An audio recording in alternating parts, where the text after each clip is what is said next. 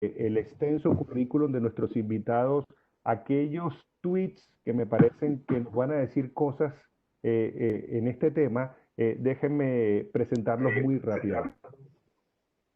Voy a comenzar con Susana, que ya Nuria nos adelantó, que había sido exministra de Relaciones de Argentina y ahora en cierta forma también es mi jefa porque es la decana de la Escuela de Relaciones Internacionales y Asuntos Globales del IE, que es exactamente la escuela donde yo doy clases. Y además trabajamos juntos en el Observatorio Económico y Político de América Latina en esa misma escuela.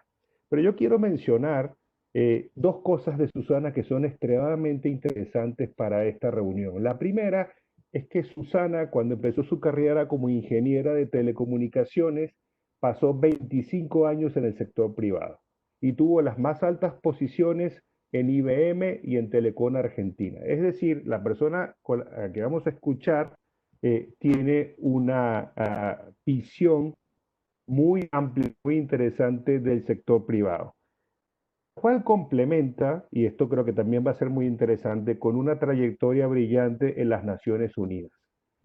Susana hizo un poco de todo en las Naciones Unidas, pero en el tema que nos ocupa quisiera destacar un par de cosas.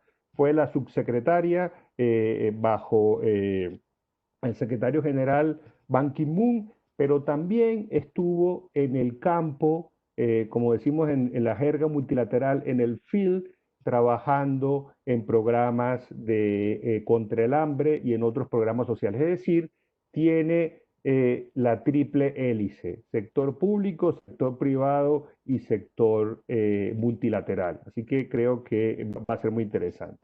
¿No ha llegado Juan Luis o ya llegó Juan Luis? Ya está Juan Luis. Ok, entonces, de nuevo, no sé qué voy a decir de Juan Luis.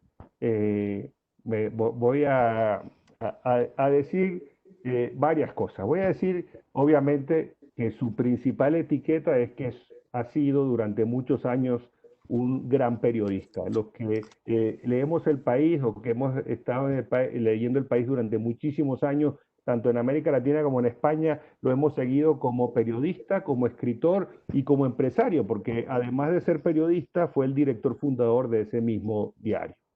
Debe conocer muy bien el castellano porque es académico de la Real Academia Española, pero me gustaría decir que hoy en día es director de honor del país, pero hay algo muy interesante en Juan Luis y es el profundo conocimiento que tiene de América Latina. Durante 43 años de manera consecutiva fue considerado uno de los 10 españoles más influyentes en España y en América Latina. Y creo que desde esa posición Juan Luis nos puede contar mucho de lo que conoce del continente y del tema que nos ocupa.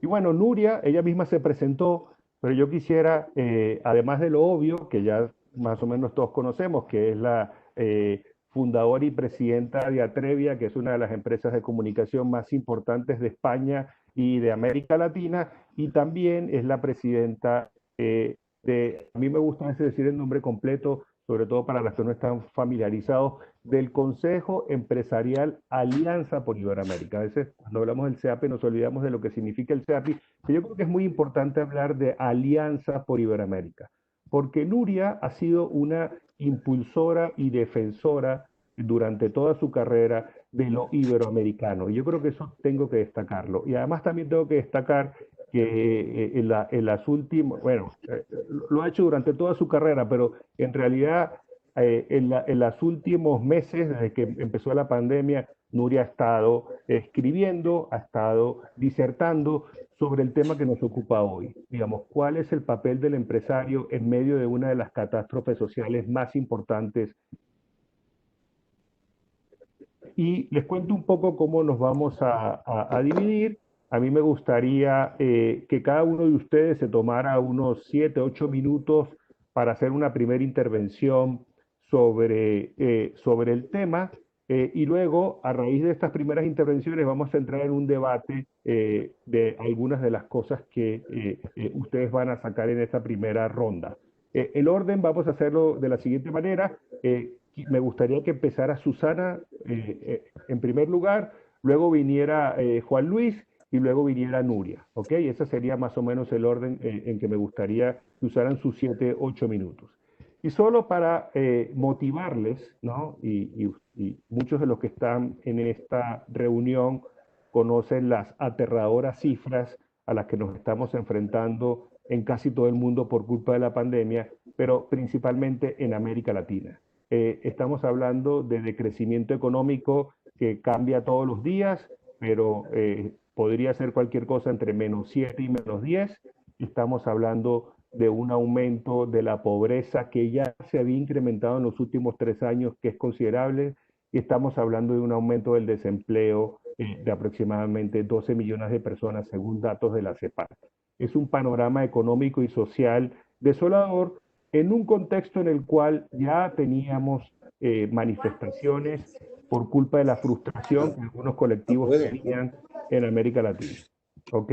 Eso es un poco el lugar en donde estamos y me gustaría comenzar con Susana y cómo ve ella un poco cómo salir de este atolladero y cuál es el papel de los diferentes actores que están en América Latina. Bueno, gracias, Germán. Y por supuesto, gracias, Nuria. Y es un placer estar acá y ver a través de la pantalla a tantos amigos. El tema que nos reúne no es un tema simple, es un tema profundamente preocupante. Y es un tema profundamente preocupante porque si bien nosotros vamos a hablar fundamentalmente de Latinoamérica, en todo caso de Iberoamérica, mucho de lo que decimos se expande al mundo, digamos. Es decir, y ese es un primer dato que yo pondría como para la consideración. Es decir, vamos a hablar de una crisis, de un profundo impacto en Latinoamérica. Germán, acabas de referirte a números de referencia que están moviéndose permanentemente, pero para peor, no para mejor. Ahora, esa crisis se da, a diferencia de otras crisis que hemos tenido en la región, con una profunda crisis del mundo. Entonces, es un elemento fundamental porque aquello que podríamos haber esperado en otro momento, que es una ayuda, una contribución a la resolución de la crisis más o menos exógena, hoy tiene menos oportunidad de que ocurra porque lo exógeno está también tan afectado por el coronavirus como lo está Latinoamérica. Yo creo que me gustaría empezar por referirme a la situación en la cual estaba el mundo y la región cuando llegó el coronavirus y decirles que culpamos de muchas cosas el COVID, no de todo tiene culpa el COVID. Es decir, cuando llegó el famoso virus, estábamos con un contexto inicial ya muy complejo. Germán, hiciste referencia a las tensiones sociales, a las demostraciones, a las manifestaciones en la calle con ciudadanos protestando y uniéndose en contra de sus gobiernos por distintas razones, colectivos disociados entre sí, pero que se encontraban con un solo objetivo en común, que era la protesta contra las incapacidades del gobierno o del gobierno que le correspondía de responder a sus necesidades. Eso por un lado. Y eso pasaba en nuestra región, en sitios que nos sorprendieron, como por ejemplo Santiago de Chile, pero pasaban en el mundo también. Entonces es un fenómeno que no es único de Latinoamérica. Esto nos encuentra también en una situación de fractura del mundo. Hay una fractura geopolítica, una fractura que genera tensiones muy grandes que tienen también implicancias económicas y la enorme pelea entre Estados Unidos y China tiene implicancias en todo esto. Fractura que también se da en la región y encontramos una región sumamente dividida. Entonces, estamos con un contexto inicial ya muy, muy complejo y llega la pandemia, que dicho sea de paso, yo acostumbro a recordarnos que nos sorprendió, pero no me explico por qué, porque la Organización Mundial de la Salud hace años que viene diciendo que hay que estar preparados para una pandemia, era un poco el Pedro y el Lobo en su anuncio, y llegó finalmente, y se comprobó que los países no estaban listos, las instituciones no estaban listas, y en muchos casos las empresas no estaban listas para encarar una pandemia. Entonces, esta pandemia tiene ahora efectos de múltiples niveles. El primero, obvio, es el sanitario, el de la salud, que ha llevado con el objetivo de acotarlo, y más que de acotarlo, yo diría, de poder manejar la demanda sobre el sistema de salud pública, para que el sistema de salud pública no desborde, ha llevado a recurrir al confinamiento, que dicho sea de paso es una respuesta, una solución del medioevo, ¿no es cierto? Es decir, que estamos aplicando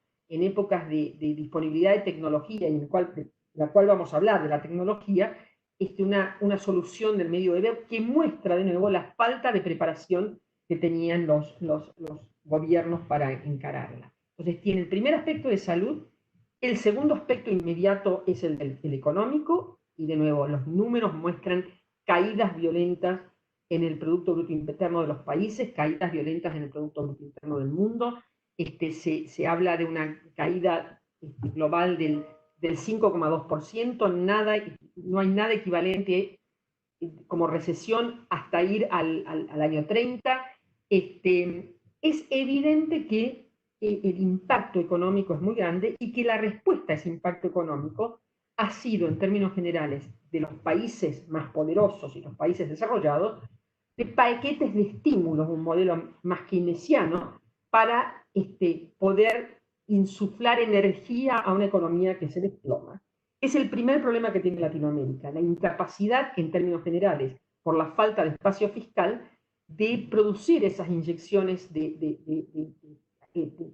dinero en la economía por parte de los estados. Entonces ese es un primer problema que diferencia particularmente a Latinoamérica, que se pronostica de momento como la región que más impactada va a ser en cuanto a caída del Producto Bruto Interno, y que, por supuesto, esto va a tener un correlato inmediato social por los crecimientos enormes del desempleo, del empobrecimiento y la pauperización de la sociedad. Entonces, vamos a encontrarnos con una situación de enorme complejidad en la cual los empresarios, por un lado, van a depender del Estado para tratar de darles algunas soluciones a algunos de los problemas que tienen, pero el Estado se va a encontrar con limitaciones de recursos por ese espacio fiscal al cual hacía referencia.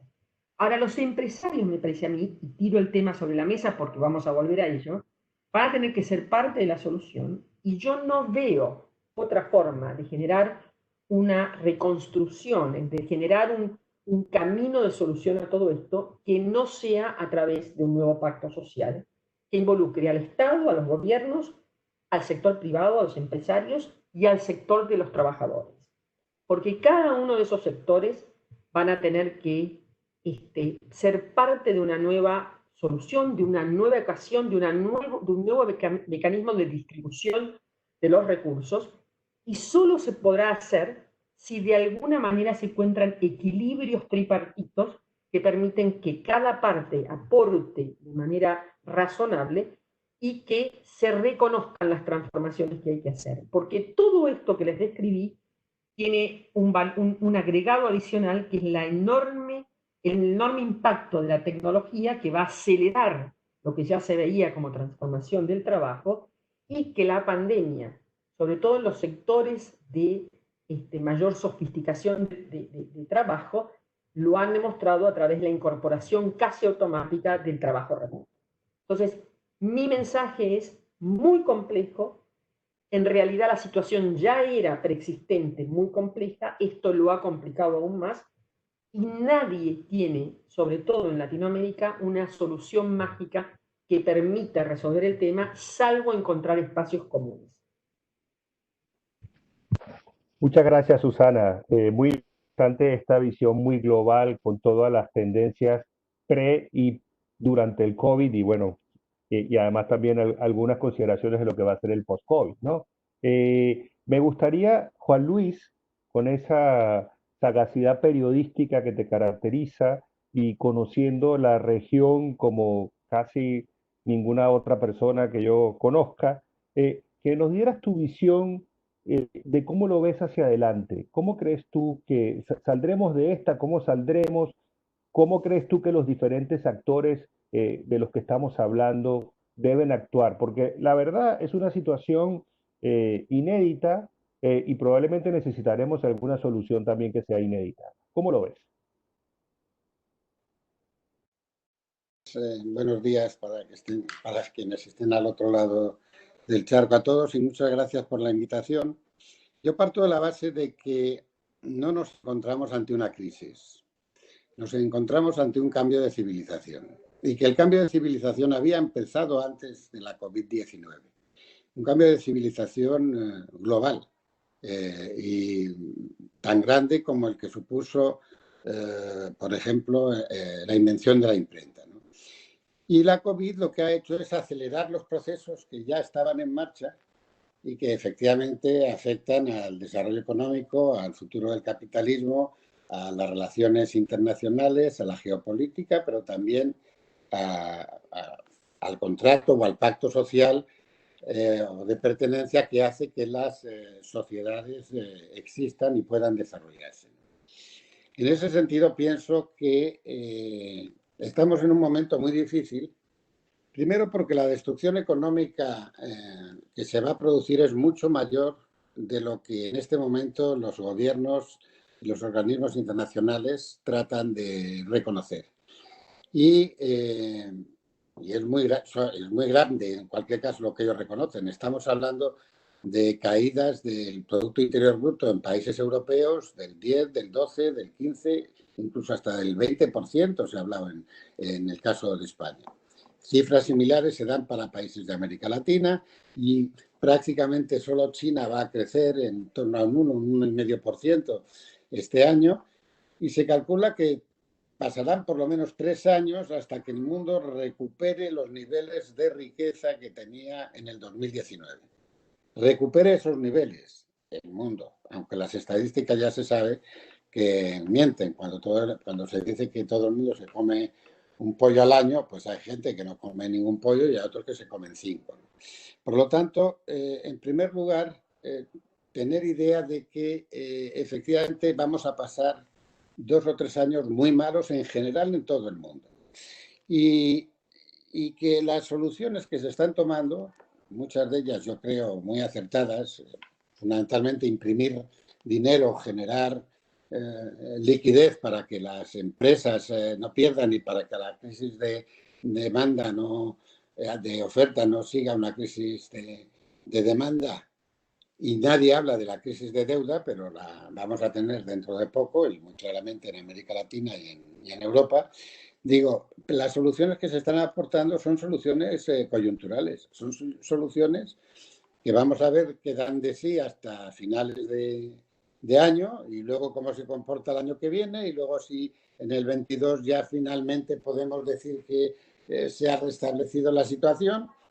La verdad es que no sabemos nada de la enfermedad, no sabemos cómo se produce, cómo se trata, no tenemos vacuna, no sabemos si va a haber nuevos brotes, tenemos malísima información. Los gobiernos, ningún gobierno, empezando por el de los Estados Unidos, estaban preparados para esta catástrofe y las medidas que se están tomando se tomaron hace un siglo. Si uno lee la prensa de 1917 con la gripe española, las recomendaciones eran exactamente igual que las que nos hacen ahora, que nos lavemos las manos, lávense las manos, no se abracen, no besen, no salgan, póngase una mascarilla y prácticamente guarden la distancia social, término, por cierto, tremendo, porque no es la distancia física, es la distancia social. Estamos hablando de un pacto social, precisamente. Bueno, a partir de ahí viene la nueva normalidad. La nueva normalidad no existe, entre otras cosas porque, vuelvo a decir que estamos enfrentando un nuevo mundo en el que hay dos hechos que son ciertos, que existían antes de la COVID.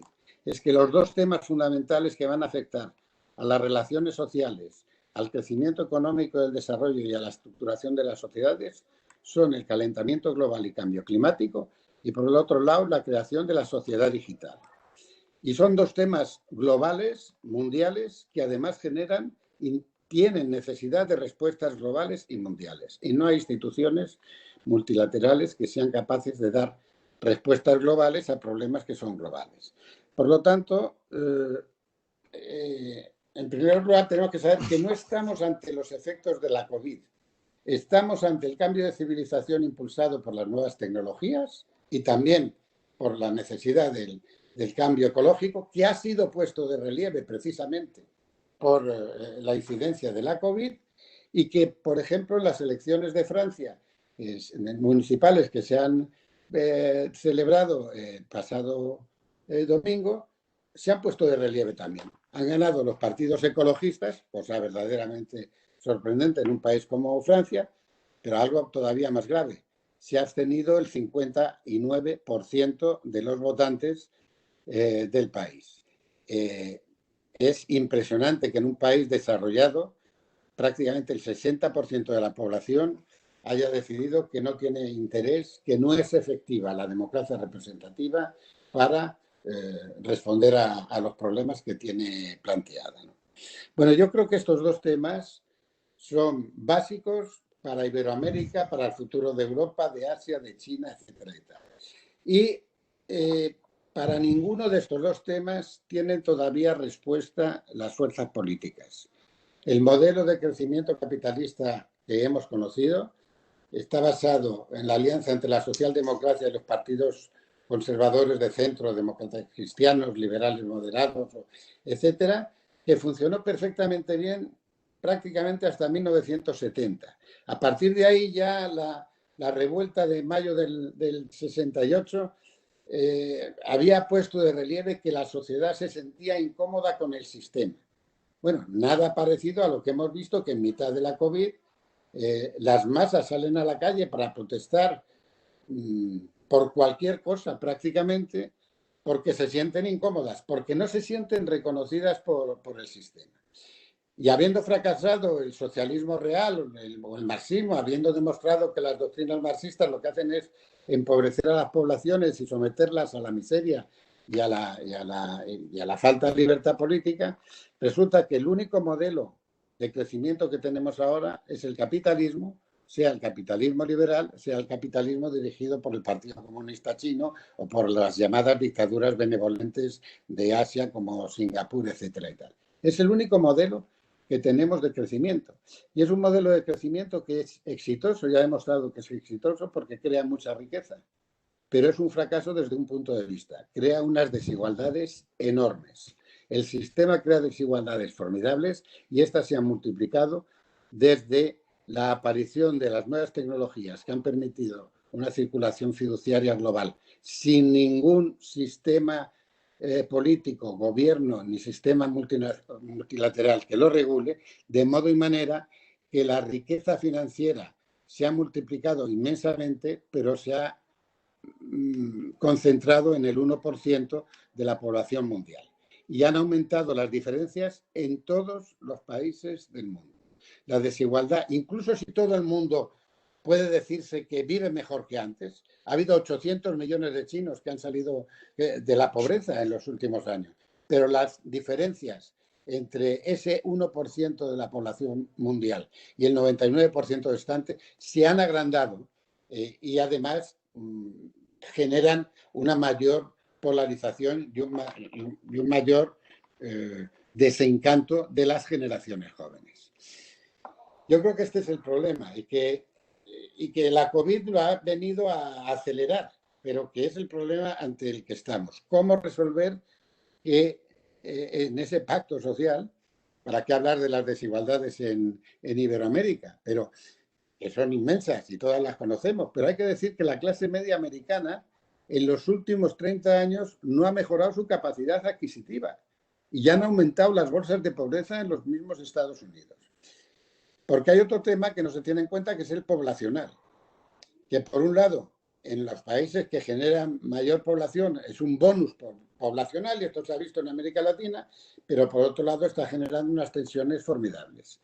Cuando se produjo la gripe española en 1917, había 1.300 millones de habitantes en el mundo. Cuando se ha producido la COVID, había 1.500 millones de turistas en el mundo. El turismo era hasta ahora entre el 10 y el 12% de la producción de riqueza mundial. Y estamos en un mundo que se ha desmovilizado, que prácticamente no se comunica y que, por lo tanto, digamos, todos los esfuerzos que habían potenciado el comercio global, la globalización como tal, pues están en crisis, ¿no? ¿Qué tenemos que hacer? Bueno, primero no tener el espejismo nacionalista y proteccionista que está aquejando a todos los países, incluidos a los europeos, que respondieron a la COVID, cada cual a su manera, cerró cada cual las fronteras como quiso, mucho antes de que se reuniera la Comisión Europea o el Consejo de Ministros. Segundo, cuando sucedió la crisis financiera de 2008, que era un anuncio de lo que iba a venir también, es decir, cuando eso sucedió, el G20 se reunió rápidamente 2 veces en Londres y en Pittsburgh, tratando de dar, y hay 3 países iberoamericanos, por cierto, en el G20, tratando de dar respuesta a la situación. Y pidieron los países del G20, encabezados por Francia y por el Reino Unido, una reforma del capitalismo, que no se ha producido en absoluto. Pidieron la desaparición de los paraísos fiscales. Hay más paraísos fiscales hoy que en el 2009. ¿Para qué hablar del problema de la evasión de capitales en Iberoamérica o en África? Más de 200.000 millones de dólares huyen de África hacia otros continentes al año. O de las emigraciones. El 85% de la población formada de Haití, de la mano de obra más inteligente, sale todos los años del país. Es decir, que Haití hace un esfuerzo de desarrollo para formar a su gente y luego ellos se van a Miami o a donde tengan que irse para mejorar el desarrollo de otros países. Estos son problemas globales, no son típicos de Iberoamérica. En algunos casos están en Iberoamérica más acentuados y en otros no. La polarización política, que en Iberoamérica ahora tiene sus 2 extremos, con Maduro y Bolsonaro, pero es una polarización política que está en todo el mundo. Hemos perdido el centro de la política, hemos perdido la alianza liberal entre socialdemócratas y cristianodemócratas o conservadores moderados, y el sistema lo único que apoya son los populismos, los proteccionismos, la demagogia, la confrontación, que genera más angustia en las poblaciones civiles.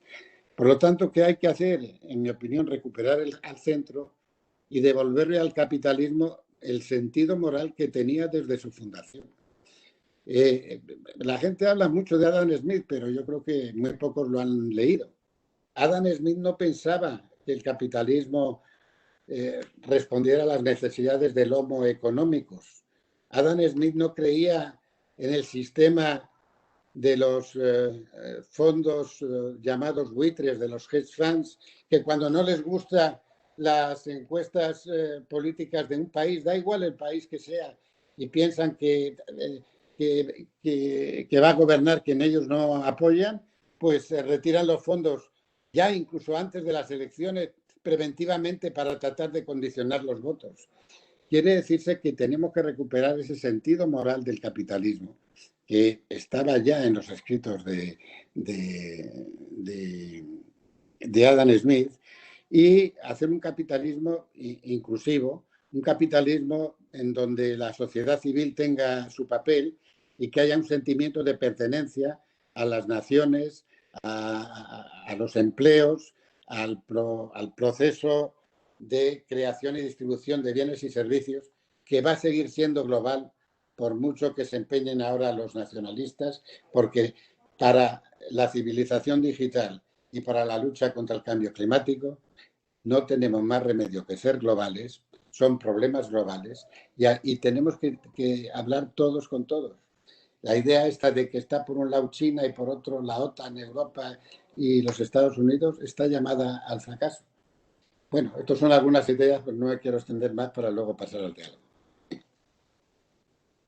Muchas gracias, Juan Luis. Juan Luis es el sueño de cualquier moderador. Ha sacado tantos temas y ahora tengo una batería de preguntas que va a ser espectacular de aquí al final de los temas. Yo rescato 3 cosas que has dicho de estas tendencias globales y algunas de las personas que tengo acá van a poder decir algo al respecto. Sobre todo, por ejemplo, el papel de la comunidad internacional en este mundo que tú describes muy bien con las tendencias del cambio climático, de la digitalización, y el tema de un modelo económico que parece que no está dando respuesta y un modelo político que tampoco. Entonces, yo creo que estos temas los vamos a dejar aquí aparcados y vamos a volver con ellos a las preguntas.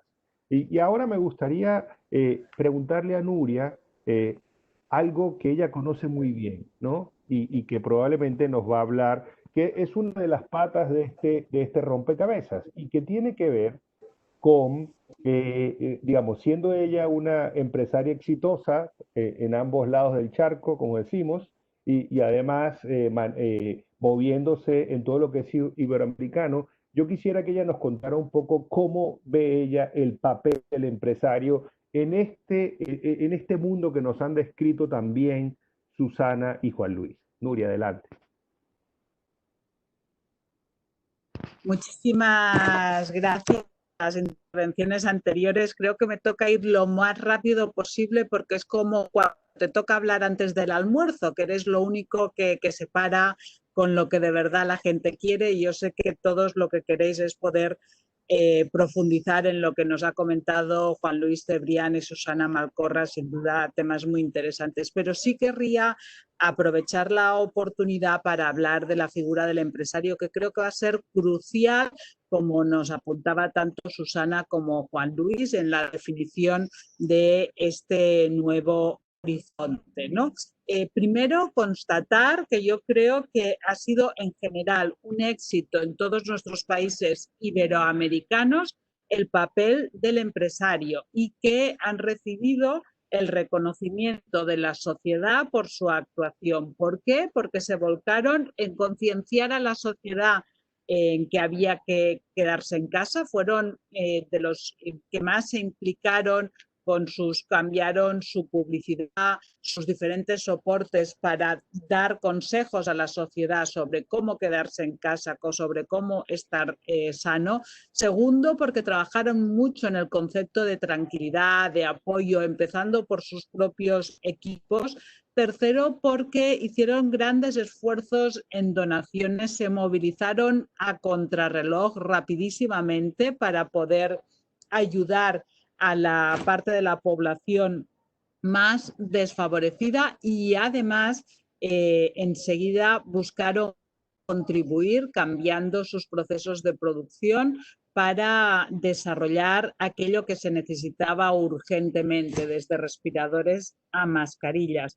Yo creo que todo esto ha tenido una parte de reconocimiento social, pero también debe tenerlo su propia labor dentro de la empresa. Yo creo que lo que ha habido en común entre los empresarios que hoy estáis conectados y el resto de empresarios iberoamericanos es que han sido unos meses en los que se ha podido dormir poco porque había que dedicar mucho esfuerzo y mucho tiempo a ser flexibles, a ser innovadores, a ser solidarios y a comunicar. Me parece que han sido generales los casos de esfuerzos de reinvención de las empresas. Hemos visto como las compañías de cervezas convertían a sus repartidores de cervezas que antes iban a unos bares o unos restaurantes que en ese momento estaban cerrados, han lanzado campañas y se han dedicado a llevar esas cervezas a las casas, o cómo los restaurantes se han reconvertido a entrega en domicilio, solo para comentar ejemplos que todos hemos visto, pero ha sido muchos los casos de empresas que han dado la vuelta a lo que hacían y que han conseguido pasar de facturación cero, la facturación que puede estar prevista, a mantener una parte de la facturación y, por lo tanto, pues una parte de los ingresos imprescindibles para mantener el empleo a corto, medio y largo plazo. Muy importante también la ayuda a la recuperación, por ejemplo en España, pero en todos los países podemos buscar ejemplos donde las grandes compañías están ayudando a las pequeñas, ¿no? El ejemplo que quería poner en España es el canal Horeca. Todos los grandes proveedores de bares, de restaurantes, de hoteles se han unido para ayudar financieramente a los pequeños empresarios, financieramente, con apoyo logístico, con campañas, etcétera, a que reabran a pesar de que muchos se encuentran en una situación más difícil. Esa unión de grandes y apoyo a los pequeños, esa sensación de que todos los empresarios son uno, desde el más pequeño, el que hace las tortas en México, al gran empresario, yo creo que es también un ejemplo, y el esfuerzo de mantener el empleo y de visión de futuro. Algunos, a pesar de la situación, están empezando ya a reinvertir en sus compañías, porque como bien decía Juan Luis, esto no es solo una crisis de un virus, estamos en un cambio importantísimo de sistema productivo. El tercer gran paso de los empresarios yo creo que va a ser ¿no? El que puedan ejercer de empresarios que creen en el país y que a la vez crean nuevas oportunidades. Eso no es fácil, siempre hay la tentación de poner como prioridad la liquidez y de hecho estamos viendo donde en muchos países hay ya una importante salida de capitales, ¿no? Por lo tanto, el conseguir que los empresarios sigan creyendo y creando en su país va a ser sin duda clave para la solución. Esto solo se puede conseguir en esa colaboración pública-privada a la que nos remitía Susana. Necesitamos buscar una manera de colaborar que no ponga en cuestión y se convierta en una tentación populista de demonizar la figura del empresario. Es imposible creer y reinvertir, que es algo tremendamente necesario para los países, si desde la administración hay una persecución o un castigo de la figura del empresario. Si los países han pedido que los políticos intenten olvidar sus diferencias y demuestren unión para buscar soluciones, también va a ser necesaria esa unión entre lo público y lo privado, ¿no? Y va a ser muy importante que los empresarios ganen una nueva batalla, la batalla de la imagen, de ser capaces de comunicar y trasladar todo aquello que pueden y que aportan a la sociedad. Esa colaboración público-privada empieza por el no enfrentamiento, por evitar tendencias, digamos, de parte de algunos entornos políticos de buscar culpables. Empieza por el no enfrentamiento, pero empieza también por aprovechar la capacidad que los empresarios han demostrado una y otra vez de reinventarse, en acertar en las soluciones. Va a ser muy importante que acertemos en qué se invierte, a qué se ayuda, etcétera, para conseguir que haya el éxito, ¿no? Cuando los países empiezan a hablar de la necesidad de buscar capitales fuera del país para que apuesten por el mismo, muy importante tener en cuenta que el ejemplo de los empresarios locales va a ser clave para conseguir esas inversiones y para ello necesitamos crear ese clima de confianza. Voy a acabar ya con 3 o 4 frases, una de un proyecto que hemos hecho en colaboración con SEGIP y que próximamente publicaremos. Una frase es de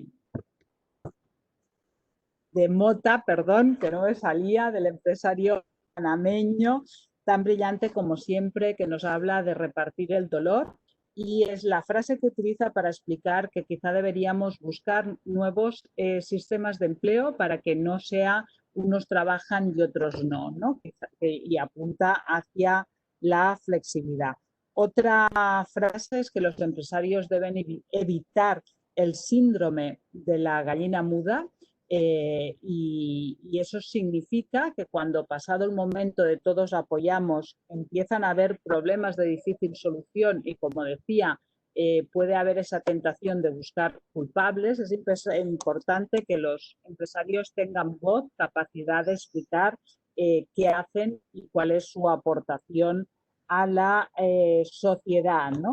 La tercera frase es de Rebecca Greenspan, ¿no? Que nos dice: el siglo de verdad empieza, el nuevo siglo de verdad empieza ahora. Es ahora cuando nos enfrentamos a un cambio radical, como nos decía Juan Luis, y yo creo que efectivamente este va a ser un mundo global, que es imposible que las soluciones se encuentren a nivel local, pero sí querría invitar a todos los empresarios a dar la batalla en cada uno de los países, porque el que comuniquen que pueden ser clave como parte de la solución, como think tank, y cuál es su aportación a la sociedad, es una batalla que hay que dar en todos y cada uno de los países. Muchas gracias.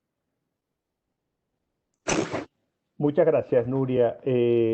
Yo voy a hacer lo siguiente. Voy a invitar a los participantes, si alguno tiene alguna pregunta en particular para nuestros ponentes, que me la escriba por el chat y yo voy a tratar de hacer una selección de estas preguntas.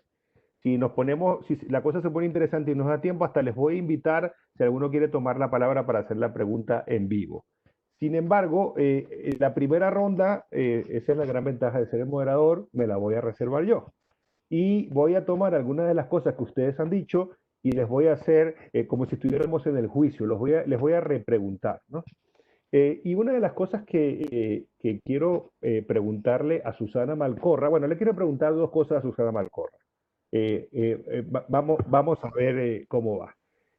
Cuando uno es empresario y le hablan de la comunidad internacional, del G7, de lo que está pasando a nivel global, a veces uno no lo relaciona mucho con el día a día de la empresa y lo que hacemos nosotros. Sin embargo, lo que decía Juan Luis y también en cierta forma lo que decía Susana, es que tenemos serios problemas de gobernabilidad global y estamos teniendo serios problemas para controlar cosas como el cambio climático y cómo vamos a enfrentar el tema de la digitalización. Y yo quisiera preguntarle a Susana, la primera pregunta que le quiero hacer a Susana, Susana, ¿cómo vamos a hacer para reformar este entramado institucional que no nos está ayudando a resolver muchos de los problemas que se han planteado en esta discusión? Y la segunda pregunta que te quiero hacer desde tu posición en el sector privado anteriormente es que digamos, nuestro título se llama el nuevo pacto social, ¿no? Cuando uno piensa en un pacto, uno está pensando un poco en una gente sentada en una mesa, negociando alguna cosa y llegando a ciertos acuerdos mínimos, ¿no? Entonces me gustaría preguntarte a ti, ¿cómo es ese pacto? Digamos, ¿qué es lo que, digamos, cuál es la parte más importante del pacto si es que hay alguna, gobierno, empresas y sindicatos? Entonces, con esas dos preguntas te inauguro tu segunda ronda. Para la cual me das las próximas 2 horas. Bueno, te voy a dar más o menos 5 minutos, pero te sobra algo de tiempo. Me supuse que ese sería el tiempo. Bueno, en primer lugar, que hay una percepción de que lo que pasa a nivel de gobernanza global no nos impacta, es parte del problema. Claramente, y Juan Luis lo describió en abundancia, estamos en un momento de un cambio de época, digamos, y en la medida de que no se encuentren los mecanismos que permitan, por lo menos intentar sentarse a la mesa y hablar, como bien decía Juan Luis, el hablar es la base y la premisa, va a tener un impacto. Lo que pasa entre Estados Unidos y China tiene un impacto en lo que hacen los empresarios en su día a día. Lo sepan o no, lo entiendan o no, lo quieran entender o no. Es así. Lo que está pasando en la lucha en el comercio entre Estados Unidos y China tiene un impacto en la vida de todos. Y si creemos que lo que está pasando es por el comercio exclusivamente, va a tener más impacto todavía, porque esto definitivamente es un cambio de épocas, es un desafío al modelo de sociedad que tenemos, y es una transición que está aparte acelerada por el impacto de la tecnología. Entonces, claramente hay que reconocer que la única forma de tener empresas exitosas es estar en entornos sostenibles, en mercados sostenibles. Esto solo se logra si hay marcos de referencia a nivel del mundo que encuentran respuesta a los problemas que bien describió Juan Luis, y que no voy a repetir. Los problemas del siglo XXI son problemas de índole global. Y la empresa, aunque tenga un mercado solo local, aunque no tenga una proyección internacional, está impactada por estas dinámicas. Estamos en un momento en el cual los liderazgos globales están en una situación de cambio permanente y de indefiniciones permanentes. Entonces, sí es fundamental que restauremos la confianza en instituciones internacionales. ¿Creo yo que eso va a ocurrir y va a ocurrir fácilmente? Me temo que no. ¿Y por qué me temo que no? Porque yo veo hacia adelante una divisoria de las aguas. Yo veo un grupo de países, un grupo de gobiernos, un grupo de líderes que terminan de entender con el impacto del coronavirus que los desafíos son globales y entonces tenemos que encontrar cooperación e institucionalizar la resolución de esos problemas. Pero también veo una alternativa que es muy fuerte, es una alternativa que se solidifica con el miedo, y la pandemia trae miedo por la pandemia misma, pero trae miedo por las consecuencias, que es ese viraje hacia un mayor autoritarismo, hacia un cercenamiento de las libertades, porque muchas veces el ciudadano inicialmente es capaz de ceder libertades en cuanto a tener más seguridad, y eso parece ser un trueque que está ocurriendo en muchos sitios, y empiezo a ver una solidificación de estos modelos que nos llevan a un aislacionismo, un nacionalismo, un autoritarismo, un proteccionismo, que definitivamente muestra un me salgo yo primero y después veremos, cuando sabemos que no va a ser esa la solución, pero que son capaces esos líderes de explicar en términos fáciles, en mensajes breves, dar respuestas a esas soluciones, a esos problemas tan complejos que Juan Luis describió y que obviamente no tienen respuestas. Entonces no estoy para nada convencida de que esto se vaya a dar.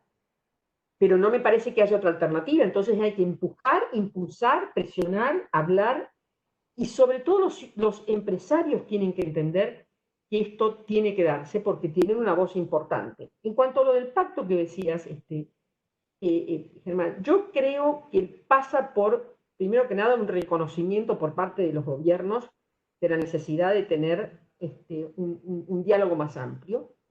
Los distintos países lo harán de distintas maneras. Yo puse sobre la mesa la participación del Estado, del sector privado y el sector de los trabajadores. Creo que es más lo que se necesita, porque efectivamente los desafíos son más amplios. Entonces, quizás haya que hablar de un Consejo Social Económico, pero lo que me encantó fue la frase de Mota, como bien dijiste, Nuria, siempre muy sensato en sus aproximaciones. Acá hay que repartir el dolor. No vamos a estar repartiendo las ganancias por un tiempo. Bien dijo Juan Luis de nuevo, esto viene para quedarse por un rato, digamos, ¿no? Entonces, tenemos que encontrar la forma de aligerar las tensiones. El sector privado tiene que contribuir con ideas al sector del Estado, el Estado tiene que dejar de ser defensivo, en muchos sitios lo es, defensivo contra el sector privado, o al contrario, poner en el sector privado todas las culpas, pero requiere de amplitud de criterio. Tenemos que encontrar la forma de romper esas grandes divisiones que se están dando, que se dan en todas partes, y que de alguna manera la política las está acentuando. Muchas gracias, Susana. Hay una frase también que a veces usa Rebecca Greenspan, que a mí también me gusta, que es que dice que cuando uno habla del corto y el largo plazo, suele olvidarse que empieza en el mismo día, ¿no? Y no es que el largo plazo viene después y el corto plazo viene antes, ¿no? Y basada en esa frase, Juan Luis, yo te quiero hacer una pregunta y quiero buscar dentro de este panorama que hemos pintado de corto plazo, coyuntural, muy negativo, quiero ver algún atisbo de esperanza, ¿no? Y para preguntarte sobre esto, quiero volver al cambio de civilización y quiero que me cuentes cómo interpretas tú el resultado de las elecciones francesas y vamos a trasladarlo a América Latina. Te doy una hipótesis un poco loca, pero a ver qué te parece a ti. Tú pusiste los dos extremos de los gobiernos, los dos extremismos, ¿no? Un lado Maduro y el otro lado Bolsonaro. A mí me parece, o mi impresión es, que esos gobiernos y de repente poder incluir también el gobierno mexicano en este caso, en donde el manejo de la pandemia ha sido francamente desastroso, aunque la verdad que no hay ninguno que destaque excepto tal vez Uruguay y Costa Rica. ¿Crees tú que va a despertar a los votantes? Digamos, ¿podríamos pensar en acercarnos un poco más al centro y ver un poco más que estas tendencias de cambio de civilización de mediano y largo plazo nos lleven a algo un poco mejor? Que estoy completamente de acuerdo con lo que ha dicho Susana, por pesimista que parezca. Y cuando recordaba que el G20 se reunió en 2009 2 veces, es porque todavía el G20 no se ha reunido con la mayor crisis que ha padecido el mundo en el último siglo. Todavía no se ha reunido. Y luego se va a reunir quizás en noviembre en Arabia Saudí, que he de decir que para Iberoamérica no es un lugar que suponga una apelación a los sentimientos y a las emociones y a las creencias que tenemos sobre el desarrollo social, etcétera, y tal, ¿no? A mí hay una cosa que me ha dejado muy impresionado. Europa ha decidido cerrar sus fronteras a los Estados Unidos de América y a toda América Latina salvo Uruguay. Esto sí que es distancia social y no sabemos por cuánto tiempo. O sea, estamos hablando de Iberoamérica y resulta que la orilla europea de Iberoamérica, que es Portugal y España, le han dicho a esa comunidad de naciones, ustedes no viajan, porque ustedes lo han hecho mal, como si nosotros lo hubiéramos hecho bien. No. Pero se lo ha dicho además a la mayor potencia del mundo. Entonces, yo creo que esto es para pensar, es decir, el sueño americano ha desaparecido, se lo ha llevado por delante la COVID. El sueño americano es una pesadilla en este momento para los americanos, para la gente que vive allí. No digamos para los 12 millones que no tienen papeles y que están trabajando en situación irregular allí. Entonces, yo creo que esta es la imagen más tremenda de lo que está sucediendo. Es decir, un mundo global que no hace más que levantar muros y fronteras. Olvidémonos de Trump, estamos levantando los muros nosotros, ya los habíamos levantado, en Ceuta, en Melilla, en Israel, en muchos sitios. Pero bueno, entonces, esto es una crisis moral formidable, aparte de lo que es la crisis sanitaria como tal, ¿no? Y entonces, ¿qué hacer? ¿Qué hacer? Pues hay que tratar de evitar los extremismos, no apoyar a los extremistas. Es decir, México, ¿cómo vamos a ver? México no ha hecho nada contra la pandemia y además el gobierno no sabe qué es lo que está sucediendo allí. No tiene ni idea prácticamente. Es decir, ha habido países en América Latina como Argentina, como Perú, como Uruguay, que han sido más conscientes y han tratado de poner remedio. Brasil, el principal destructor del liderazgo de Brasil es el que tenía que ser el líder. Un país donde el líder, como Trump en América, en Estados Unidos, dice que yo no me pongo la mascarilla. Es decir, y desafía las propias leyes de su propio gobierno. Hoy el doctor Fauci ha dicho que cree que Estados Unidos camina a 100.000 contagios diarios. Lo acaba de decir hace un par de horas. 100.000 contagios diarios en los Estados Unidos, en la primera potencia mundial. Y este es el problema, que la primera potencia mundial ya no es la primera potencia mundial. No es la primera potencia tecnológica, lo es China. En algunos aspectos, los chinos en el 5G no lo es todavía en inteligencia artificial. Primera potencia económica, pues está más o menos con China, pero es la primera potencia militar, por cierto. Y entonces, el reflejo de Trump de América primero lo tuvo Alemania con la crisis del 2009. Merkel dijo que iba a proteger a los bancos alemanes y que a los que no fueran alemanes pues no los tenía por qué proteger, aunque fueran europeos. O sea, el retorno al nacionalismo y al proteccionismo comercial, bueno, es un desastre para el desarrollo de todas nuestras sociedades y para la actividad empresarial. Y la ausencia de seguridad jurídica, que es uno de los temas fundamentales para la actividad empresarial, es cada vez mayor, con estados de alarma, de excepción. En España, pero en todos los países, los gobiernos han intervenido la actividad económica, pero con leyes de excepción y además prácticamente sin ningún tipo de cálculo. Simplemente porque decían, estamos salvando vidas.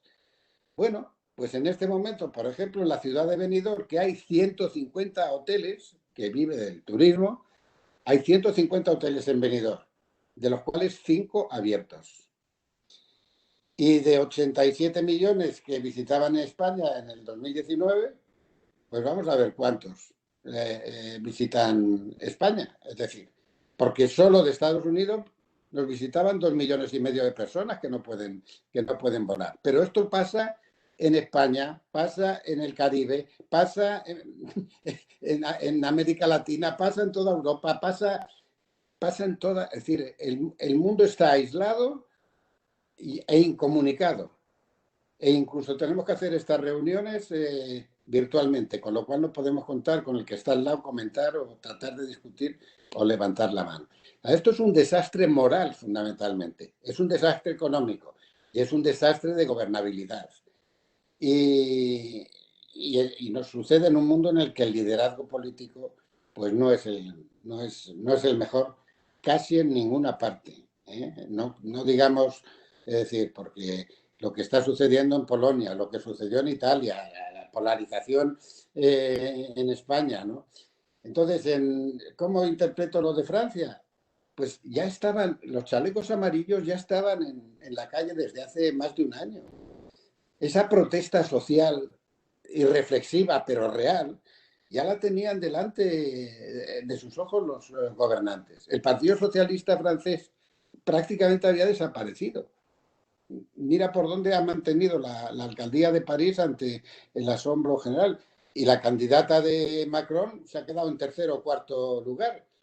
Es decir, el sistema de la democracia industrial, de la democracia representativa, que ha más o menos gobernado el mundo desarrollado en los últimos 200 años, está en derribo.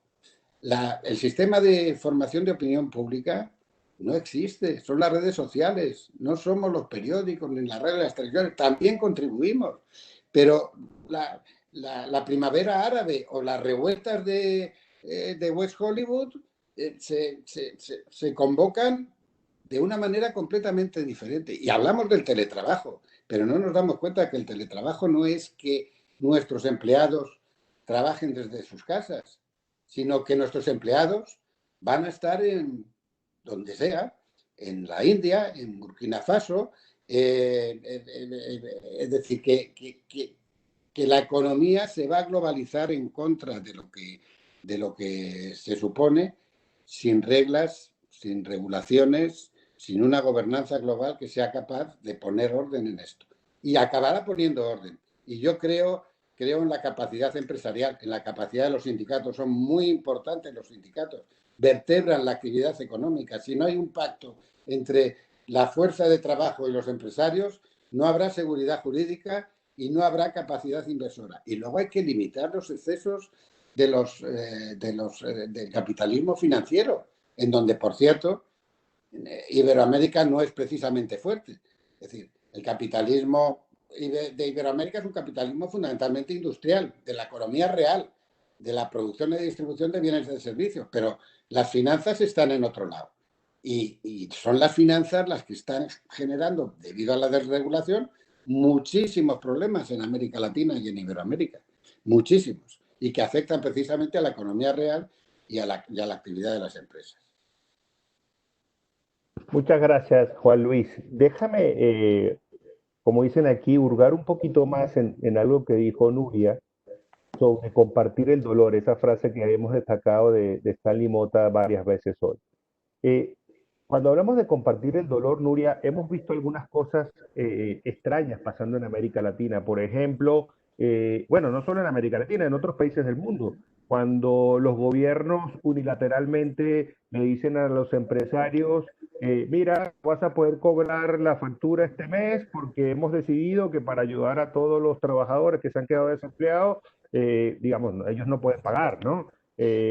O hemos visto también de repente decir que, bueno, la cosa está mal, pero igual hay que pagar impuestos, porque ¿cómo vamos a financiar toda esa deuda que vamos a tener después del COVID, ¿no? Y te quería preguntar, Nuria, ¿cómo ves tú ese proceso digamos, de diálogo entre estas partes para evitar que el dolor no recaiga excesivamente en una sola de ellas? Yo creo que llega el momento de pensar diferente y yo y creo que realmente es posible, ¿no? Durante el mundo empresarial ha demostrado que cuando llegan grandes retos encuentran soluciones inesperadas, no estaban previstas, no es que estuvieran encerradas en un cajón para que cuando llegara el momento de crisis y llegara la necesidad de reinventarse, ¿no? Y creo que esa es la capacidad que debemos aprovechar, esa capacidad de buscar soluciones diferentes, ¿no?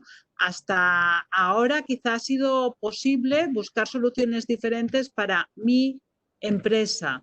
Hoy parece que estamos en un momento que tenemos que ser capaces de dedicar tiempo, eso va contra las horas de sueño que mencionaba antes, y buscar soluciones para mi empresa, pero también para mi sociedad, porque todos nos jugamos mucho con encontrar una solución más global, ¿no?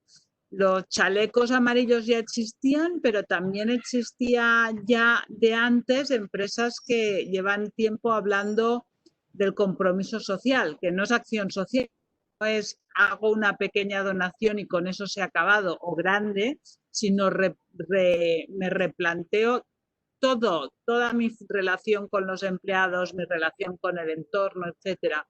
Yo creo que ahí hay oportunidades, pero para que esas oportunidades surjan, para que ese nuevo diálogo, esas nuevas soluciones, para que canalicemos toda esa fuerza creadora que la hay y que existe, necesitamos hacerlo en un clima de colaboración y quizá debemos dejar de mirar hacia el otro lado. Voy a poner un ejemplo en lo de mirar al otro lado. A mí me ha llamado mucho la atención en esta crisis el tema de la economía informal, que es tan grave también los en España, también tenemos un porcentaje alto, pero que es altísimo en América Latina. Muchos gobiernos, cuando han tenido la oportunidad de acabar con esa economía sumergida que le decimos en España, informal, que se llama en América Latina, no lo han hecho porque consideraban que la economía informal era un colchón que les quitaba presión de la sociedad. Estos, si tienen empleo, aunque sea un empleo que teóricamente no existe, tendremos menos presión social, ¿no? Bueno, cuando han llegado los problemas, pues se ha demostrado que no puedes ayudar a empresas que no existen ni buscar soluciones para empleados que no existen como empleados, ¿no? Entonces, el colchón social se ha convertido en una piedra que ha hundido el poder buscar soluciones, ¿no? Bueno, pues a lo mejor toca entre todos dejar de mirar a otro lado, ver cuáles son las realidades y adoptar soluciones diferentes. No sé, en este caso, pues una manera barata, light, de hacerse formal, pero seguir esa tentación de seguir mirando hacia otro lado no tiene sentido. Muchas gracias, Nuria. Hay un par de preguntas en el chat que les voy a pasar, ¿no? Con algo de veneno, como siempre. Pero quería aprovechar a ver si alguno de los que está participando quisiera tomar la palabra. Simplemente nos dice por aquí, por el chat, y quisiera hacer alguna pregunta de manera directa a alguno de los expositores. Tenemos unos 15 minutos más antes de terminar esto. Y de repente, si alguno se anima, y si no se anima, tomaré las que han puesto por el chat. ¿Alguno se anima o ninguno se anima? Ok, bueno, mientras veo cómo rompo el hielo, voy a adelantar una que ustedes ya hicieron por el chat. A Susana, y Susana un poco trató de contestar esta pregunta que estaba acá. estamos en América Latina en esa situación económica que dijimos. Juan Luis nos contó que cuando esto todo acabe vamos a estar endeudados hasta las orejas y vamos a tener que ver cómo pagamos esto, ¿no? Las calificadoras de riesgo que no han entendido lo que Juan Luis llama que ya el capitalismo no es lo que era antes, nos siguen dando downgrades a diestra y siniestra, tanto a los países como a las empresas. Y la verdad, digamos, la salida fiscal financiera no se ve muy clara, ¿no? Susana contaba que acá en el chat, cuando estaba contando sobre una respuesta parcial a esa pregunta, nos dice que esto va a exigir sacrificios y que de repente, digamos, alguien va a tener que pagar más impuestos. Elabóranos un poco más sobre esto que estabas pensando de la sostenibilidad de los países en América Latina. Germán, uno de los graves problemas que tiene América Latina en general, y se acentúa en algunos países en particular, es el bajo nivel de cumplimiento de pago de impuestos, digamos. La combinación de la economía en negro y de la excepcionalidad en el pago de los impuestos hace que el porcentaje que efectivamente llega a pagarse de impuestos sea mucho más bajo que el equivalente de otras regiones, como Europa por el caso, ¿no es cierto? Y esto no es gratis, digamos. Esto implica que la probabilidad de que se puedan devolver en temas de servicios de calidad el pago de los impuestos no existe porque ya no existe el pago para empezar. Obviamente esto está asociado a otro problema, que es que históricamente ha habido una forma muy ineficiente por parte del Estado de utilizar los recursos que se le asignan. Y por supuesto a eso tenemos que agregar el hecho de que no todos los recursos llegan a donde deben llegar por los intereses creados o por los desvíos de los recursos que se producen. Entonces, ese es parte del problema, ¿no? La realidad de que hay un Estado probablemente sobredimensionado en la mayoría de nuestros países, pero bobo, incapaz de producir, de tomar decisiones y producir cosas de impacto en muchos casos, y un recelo permanente por parte de la sociedad y del sector privado de que un pago de impuestos no va a terminar yendo donde tiene que ir. Esa es parte de lo que se tiene que poner sobre la mesa.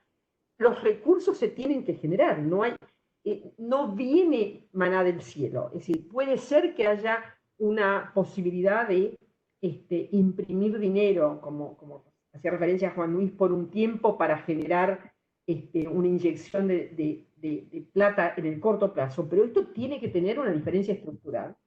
Y una de las cosas que hay que hacer es que existan impuestos que se paguen y que los que más tienen, más paguen.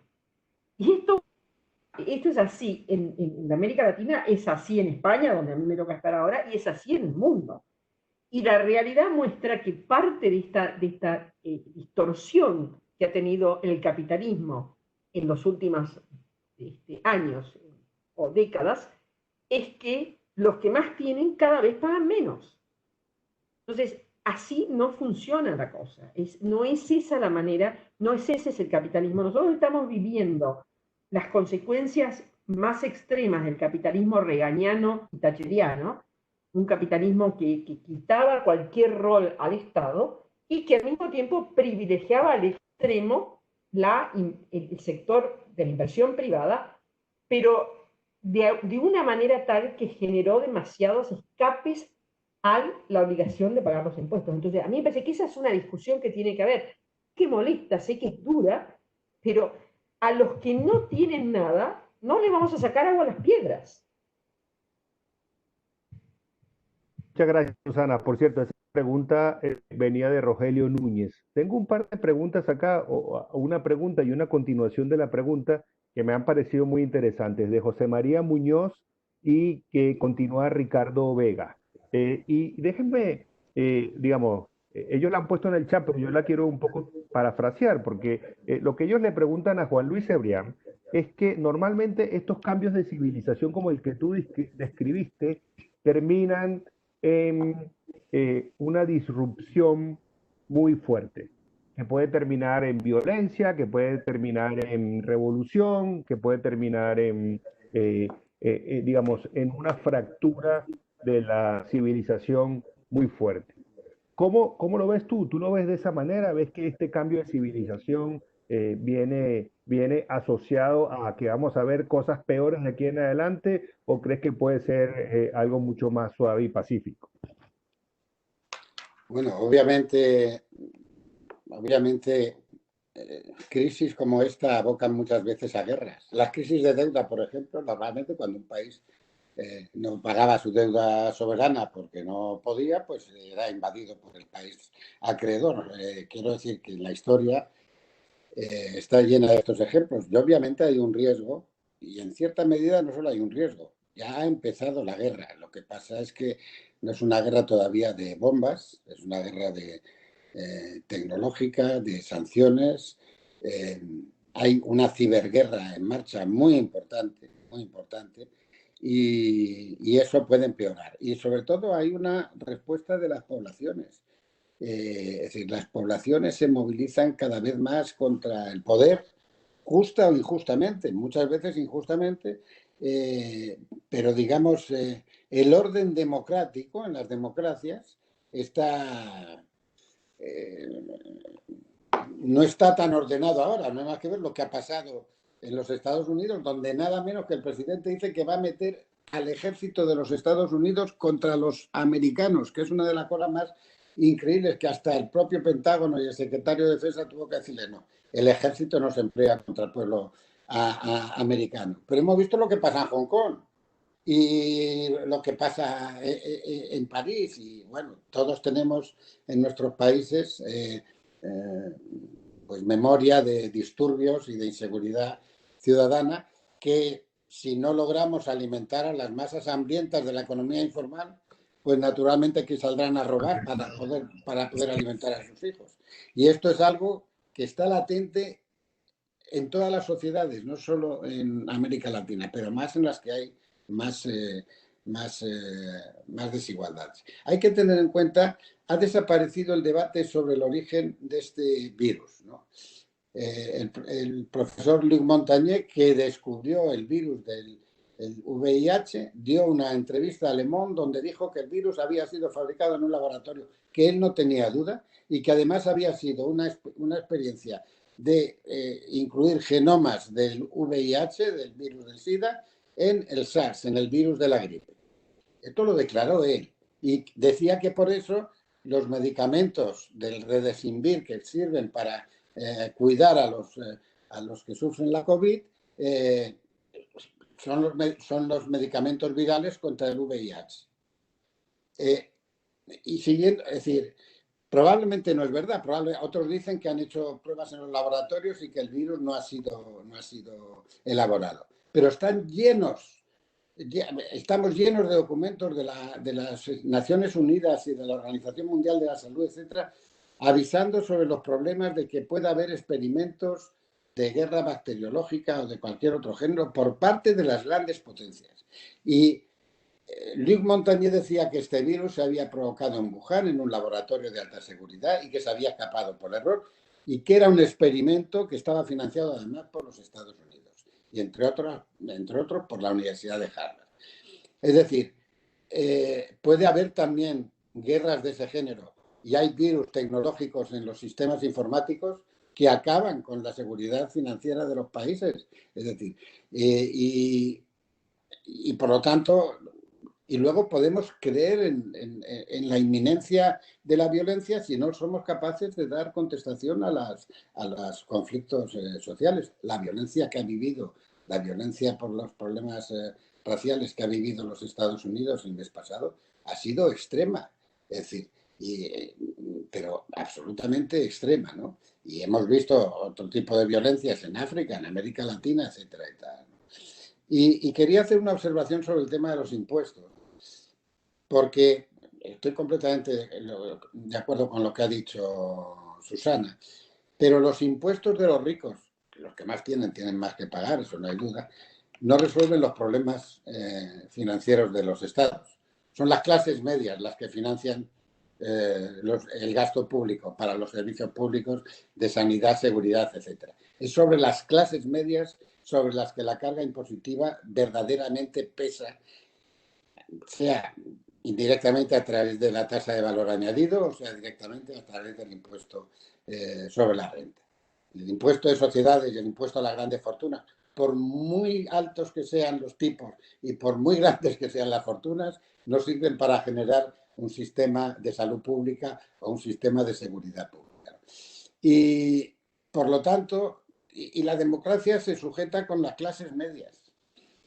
Y uno de los problemas que está enfrentando la democracia es que la respuesta a la crisis financiera del 2008 depauperó a las clases medias en los países más desarrollados, por cierto. Las depauperó en los Estados Unidos y en la mayoría de los países europeos. Y las clases medias están irritadas y decepcionadas con el sistema político. Y de ahí el triunfo de los nacionalismos, de los populismos y de la demagogia y de las soluciones mágicas respecto a lo que viene. Y por supuesto es esa rabia contenida. Ahora la gente está muy cabreada, como decimos en España, pero como decía Susana, la gente tiene miedo también, tiene miedo al contagio y tal. Entonces, la irritación, Indignados era el libro famoso de aquel francés, la indignación, que es muy grande en las clases medias, muy grande en general en nuestros países, está limitada por el miedo. Pero y eso es lo que hace que la violencia pues sea menor o no estalle. Pero yo creo que los gobiernos tienen que estar muy atentos a esos procesos.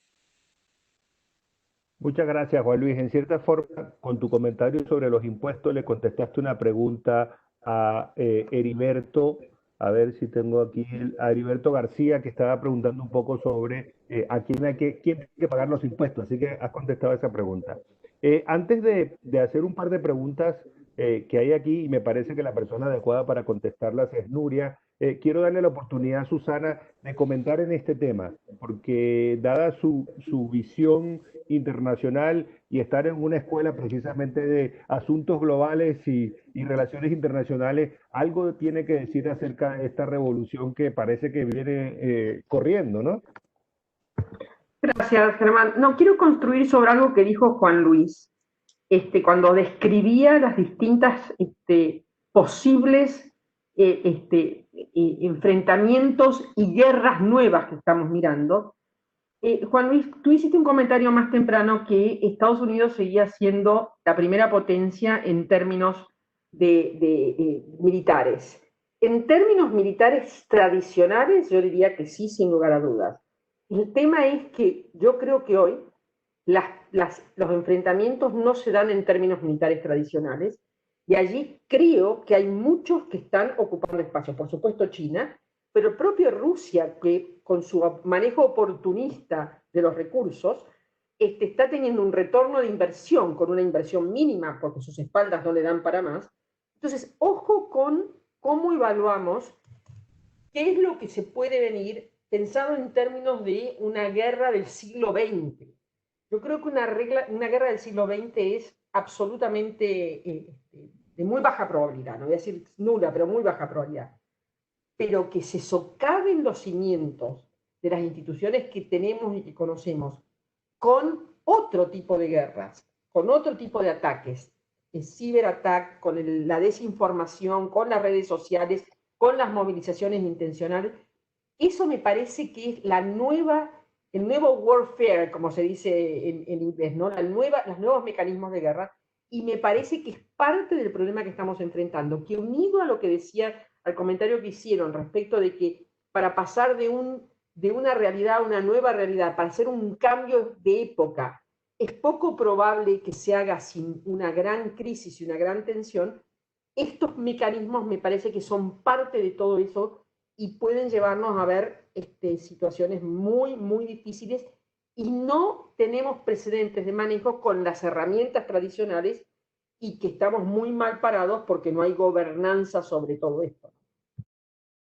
Bueno, ya estamos sobre la hora, pero hay un par de preguntas que no puedo dejar de hacerle a Nuria porque son temas que van directamente a su corazón, ¿no? Adolfo Anguiano nos dice que es cierto que estamos teniendo muchas empresas que están afectadas negativamente pero Nuria sabe muy bien que las crisis son momentos de oportunidades. Y te pregunta, Adolfo, ¿dónde ves tú las oportunidades empresariales en este momento? Otra pregunta, para que la cierre las dos, viene de Andrea Grobopocatel.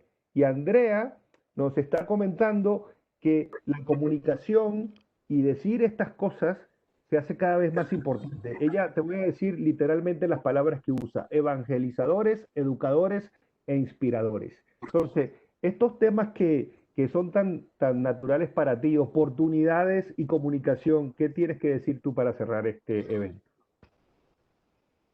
Bueno, a ver, oportunidades las habrá seguro, y ya se están moviendo fondos de inversión porque saben pues que cualquier crisis ofrece oportunidades de ganar dinero. Una cosa es oportunidades de ganar dinero y otra diferente es oportunidades de construir empresas, aunque no son dos cosas contrapuestas, no siempre tienen que ir unidas, ¿no?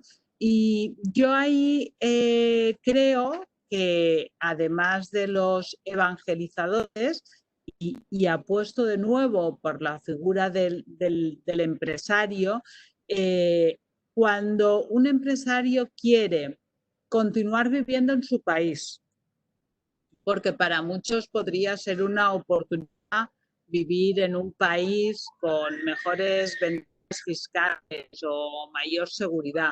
Cuando un empresario quiere continuar viviendo en su país, cuando un empresario piensa en que la compañía que ha fundado pase a otras generaciones, en que se reconozca el apellido de la familia como relevante en su sociedad, esto es un ejército, eso puede ser un ejército de evangelizadores, de embajadores, de personas que estén buscando soluciones precisamente basadas en tener una visión más de medio y largo plazo y de arraigo dentro de un mundo global, pero de arraigo en el territorio. Yo creo que ahí, dentro de una situación tremendamente difícil, como muy bien ha expuesto Juan Luis y Susana,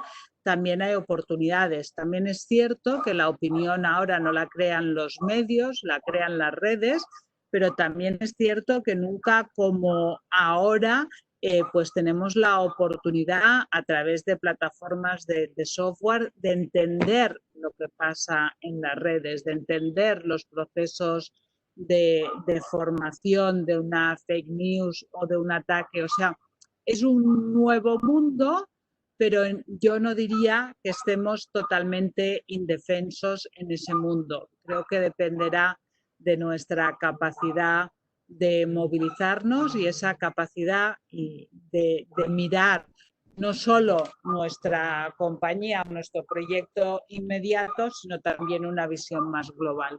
Porque la solución de nuestro éxito será el éxito de todos.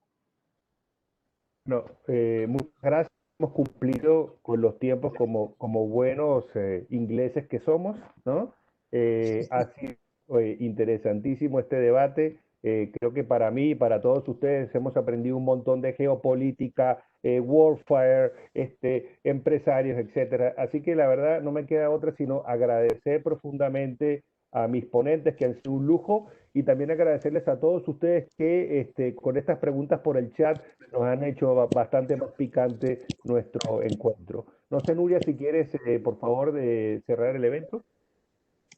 Pues lo estaba haciendo en nuevo estilo, escribiendo en el chat, dando el agradecimiento a Susana, a Juan Luis, a ti, Germán, y a todos los amigos que nos habéis acompañado y que además hemos tenido la oportunidad de estar en contacto, incluso más en contacto que en el pasado, en esta crisis. Muchísimas gracias a todos y no perdamos esas ganas de dar pelea y de luchar por seguir mejorando. Gracias.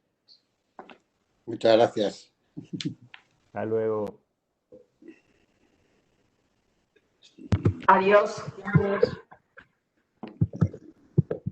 Hasta luego. Gracias, adiós, muchas gracias. Excelente la reunión. Gracias, gracias. Mil gracias.